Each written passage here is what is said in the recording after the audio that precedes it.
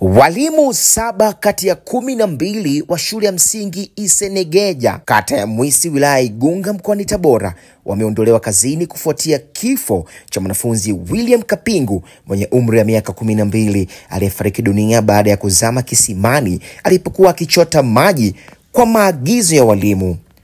Wakazi wa eneo hilo waliwakataa walimu hao, akiwemo mkuu wa shule, katika mkutano wa hadhara, wakidai wameshindwa kutekeleza majukumu yao ipasavyo, jambo lililosababisha kifo cha mwanafunzi huyo. Tukio hilo limetokea Oktoba 13 mwaka huu 2025, ambapo inadaiwa walimu waliwatuma wanafunzi kuchota maji kwenye kisima chenye kina kirefu kilichopo umbali wa zaidi ya kilomita 1 kutoka shuleni. Wakati wakichota maji, Kapingu alizama na kupoteza maisha.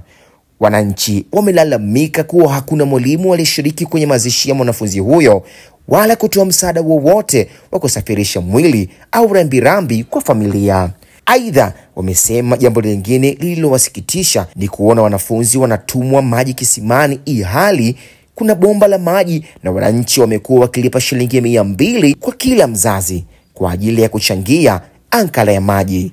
Hata hivyo, mwakilishi wa mkuu wa wilaya ya Igunga na ofisi ya mahusiano polisi jamii wilaya ya Igunga, Ida John, amesema malalamiko ya wananchi yana mashiko na hivyo kukabiliana nao kuondolewa kwa walimu hao. Hii ni sauti ya Rami Ramsey kutoka Ngasa Media. Kwa taarifa kama hizi, tafadhali usiache kusubscribe Ngasa TV Dodoma kwenye YouTube, lakini pia kutufuatilia kwenye kurasa wetu wa Instagram tunaotumia kama Ngasa Media. Hadi wakati mwingine.